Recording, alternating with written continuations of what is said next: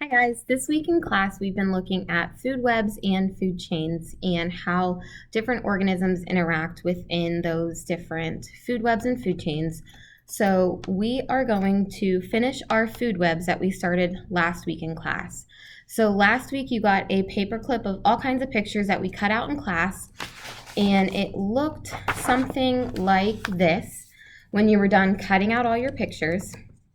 So you should have done that, and on the back or on the front somewhere, you should have went through and labeled them whether they were a producer, which means they produce their own food, a consumer, which means they eat producers or other consumers, or a decomposer, which means that they break down dead waste. And then you also would have gotten a piece of paper that I wrote your name and then the food web that you chose to do on there. And then whether you were here on Monday or Tuesday, I gave this back to you, and then you also had something like this in with your food web. So these are the arrows that you're going to use to create your food web. And on your food web, I know we cut out a bunch of different pictures. However, you're only going to use 10 of those pictures. So you could have 15 pictures, you could have 12 pictures, it doesn't matter. You're only going to use 10 of them. I don't care which 10 you use, whichever 10 you want, but you're only going to use 10 of those pictures. And you're going to use the paper that I gave you, and you're going to create a food web with that. And I know you might be saying, Miss Cup, I don't even know where to start. Well, we know that a food web is actually a bunch of different food chains all put together in one. So your best bet is to take all of your pictures and lay them out on your table, on your carpet, on the floor somewhere, and just start making food chains. So start to think which animals, which consumers, which producers, what eats what in my group of pictures. And then from there, you can decide how all your pictures are connected together.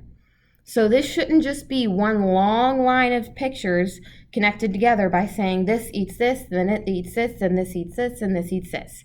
This should be a giant web of pictures. So I made one, and I didn't select one specific food chain, so you can't just pause the video and copy down what Miss Cup did.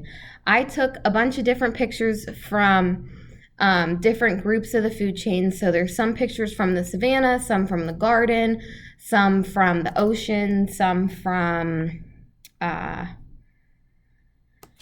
what were a couple of the forest. So there's a bunch of different pictures in here. So there's a couple from each one. But I made a food web, and I'm going to back up a little bit so you can see it a little better. But as you can see, I have pictures everywhere. I have animals everywhere. And as you can see, I took some of my pictures and I cut them smaller than what those squares were. So here are the squares.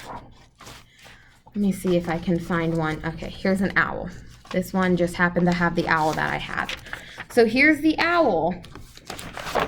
And I used an owl in mine too. Look at the difference. Okay, oops.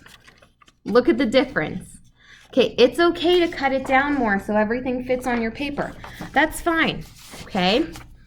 If you want to color yours, that's fine too, okay? That's perfectly fine. But as you can see, mine does not go in just a straight line, okay? I have arrows pointing everywhere. So my fish eat my microorganisms, my duck eats my worm. I could have an arrow pointing from my duck to my fish because my duck also eats the fish. My frog is eaten by my snake, and then my mouse is eaten by my snake, but my owl eats my snake. My owl also eats my mouse, and then we have the bird who also eats the worm. So as you can see, I have arrows pointing everywhere. I have animals everywhere, and my animals maybe eat more than one thing or is eaten by more than one thing, and that's okay. So it's not just a straight line of, okay, my worm is eaten by my bird is eaten by this, and it's not just a straight line. It's going to kind of look a little messy, but that's okay. I'll give you guys a second to look at that.